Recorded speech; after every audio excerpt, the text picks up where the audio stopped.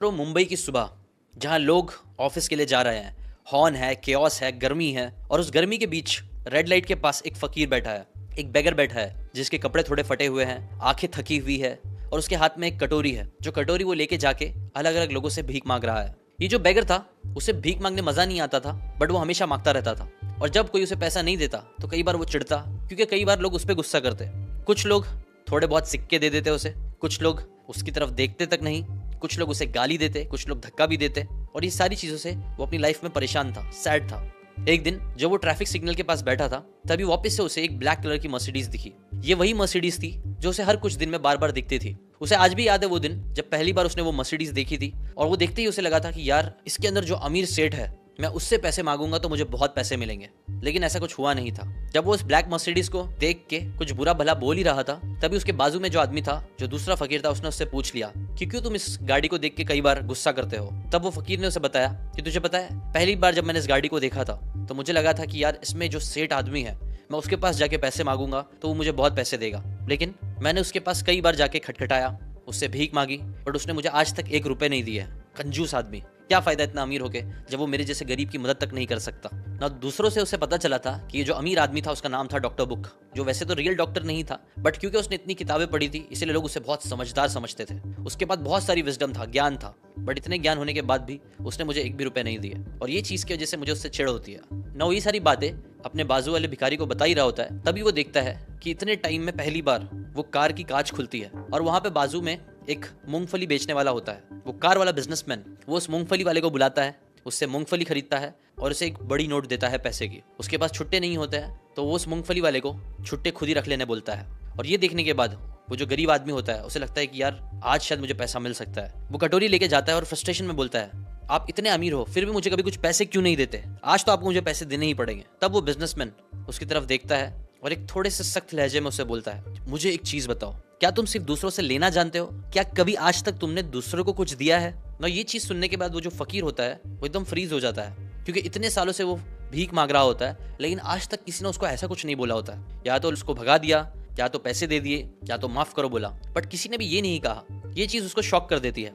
तब वो रिप्लाई में बोलता है, मैं तो भिखारी हूँ, मैं क्या दे सकता हूँ किसी को, मेरी तो खुद जिंदगी मांग मांग के चल रही है। तब जो बिजनेसमैन होता है वो बोलते हैं, अगर तुम ये बिलीव करते हो कि तुम्हारे पास देने के लिए दुनिया को कुछ नहीं है, तो तुमको कोई हक नहीं बनता है कि तुम दूसरों से चीजें मांगो। मैं एक बिजनेसमैन हूँ, मैं बिलीव करता हूँ एक्सचेंज ऑफ वैल्यू में। तुम्हारे पास कुछ वैल्यूएबल चीज हो जो तुम मुझे दे सको, तो उसके बदले में मैं तुम्हें कुछ दे सकता हूँ, बट तुम्हारे पास अगर कुछ नहीं है तो मेरे पास भी तुम्हारे लिए कुछ नहीं है। ये बोल ही रहा होता है, तभी सिग्नल की लाइट ग्रीन होती है और गाड़ियां चलना स्टार्ट होती है। सभी गाड़ियां वहां से निकल जाती है, वो ब्लैक मर्सिडीज भी। तो जैसे ये बोल के वहां से जाता है, बैगर का पहला रिएक्शन होता है कि कैसा आदमी है ये, इसके पास इतने पैसे थे, ये मुझे दे सकता था, बट उसने मुझे 1 रुपए नहीं दिए, और 2 बातें सुना के चला गया। और मन ही मन वो उसे गाली देता है, और फिर वापस से जाके सिग्नल के पास बैठ जाता है। वो बैठ के उसे बुरा भला बोल ही रहा होता है, बट ये आवाज, ये बात उसके कानों में अगेन गूंज रही होती है कि अगर तुम्हारे पास कुछ नहीं है तो मेरे पास भी तुम्हारे लिए कुछ नहीं है। उसके दिमाग में यही बातें चल रही होती है। जब वो देर रात अपने घर जाता है, पटरी के पास अपने झोपड़े में जाता है, सोता है, तो उस रात उसे नींद तक नहीं आती,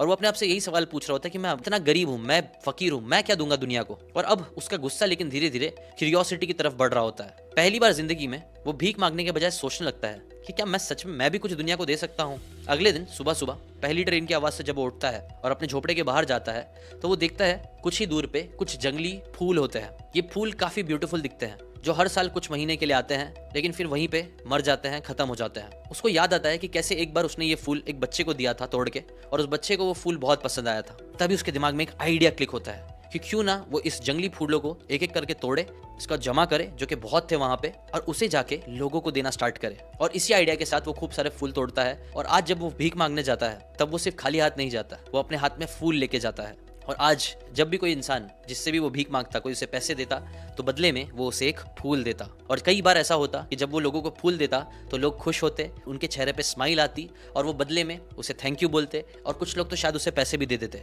ये देखने के बाद पहली बार उसे कुछ तो अलग सा फील हुआ, और उसे पहली बार एक विश्वास होता है कि यार, मैं भी लोगों को कुछ दे सकता हूँ, एक स्माइल, एक खुशी का मौका। वो नोटिस करता है कि कैसे जब वो लोगों को फूल देना स्टार्ट करता है तो इससे लोग उसे ज्यादा पैसे देने लगते हैं, और ये अपनी एक आदत बना लेता है। और जैसे ही फूल खत्म होते, उसके पास कुछ नहीं होता देने के लिए, तो कई बार वो सिर्फ एक स्माइल देता, लोगों से बातें करता, और उसे एक पावरफुल लेसन समझ में आ गया कि वैल्यू क्रिएट की जा सकती है, कुछ दिन बाद उस बिजनेसमैन की मर्सिडीज वापस रुकती है तो वो भागा भागा उसके पास जाता है और अपने हाथ फैला के बोलता है, आज आप मुझे पैसे दो, बिकॉज बदले में मेरे पास भी आपको देने के लिए कुछ है। ये चीज सुनने के बाद वो बिजनेसमैन थोड़ा सा रुकता है, उसके चेहरे पे एक मुस्कुराहट आती है क्योंकि उसे लगता है कि हाँ, इसने कुछ तो क्रैक किया है। वो अपने जेब से एक 100 रुपए का नोट निकालता है और उसके हाथ में देता है, जिसके बदले में वो बैगर 2-3 फूल निकालता है और उस बिजनेस ओनर को देता है, जो देखने के बाद वो बिजनेसमैन के चेहरे की मुस्कान और बढ़ जाती है और वो बोलता है, वेरी नाइस, बस नेक्स्ट टाइम पहले फूल देना फिर मांगना। वापिस से सिग्नल की लाइट ग्रीन होती है, वो मुस्कुराते हुए वहां से बिजनेसमैन चले जाता है। लेकिन अगेन इस बैगर के दिमाग में ये बात भी छप जाती है कि पहले दो फिर मांगो, और फिर वो वही चीज करना स्टार्ट करता है। अब वो फूल पहले देना स्टार्ट करता है लोगों को और फिर बाद में उसके बदले पैसे मांगता है। और जब वो ये करना चालू करता है तो वो नोटिस करता है लोग और पैसे देने स्टार्ट कर रहे हैं उसको। वो बिना एक्सपेक्टेशन के जब लोगों को फूल देता है, कई बार लोग उसे पैसे नहीं देते बट फिर भी उसे अच्छा लगता। बट ये ट्रिक भी बहुत ज्यादा काम नहीं कर रही थी, उसके फूल जल्दी खत्म हो जाते और वो कितनी बारी नए फूल लेके आता। इसीलिए नेक्स्ट टाइम कुछ दिन बाद फिर जब उस गाड़ी में उस बिजनेस ओनर से मिलता है तो उस बिजनेस ओनर को बोलता है, आपने जो मुझे लेसन दिए, सिखाया, वो चीज मेरे लिए काम कर रही है, बट अभी भी कुछ तो कमी मुझे लग रही है। अभी भी मैं जब फूल कुछ लोगों को देता हूँ मुझे इतने ज्यादा पैसे नहीं मिलते, कोई देता है कोई नहीं देता है और ऐसे मेरे फूल खत्म हो जाते हैं। अब मैं क्या करूँ? मुझे पता है आपके पास मुझे और लेसन देने के लिए है। तब वो बिजनेस ओनर से बोलता है, आज मैं तुम्हें 1 नहीं 2 लेसन दूंगा। पहला, इस फूल को सिर्फ 2 मत, इसे कहानी के साथ बेचो, इमोशन के साथ बेचो। और दूसरा, इसे सही ऑडियंस को बेचो जिनको सच में फूल की जरूरत है, और देखना तुम्हें बहुत पैसे मिलेंगे।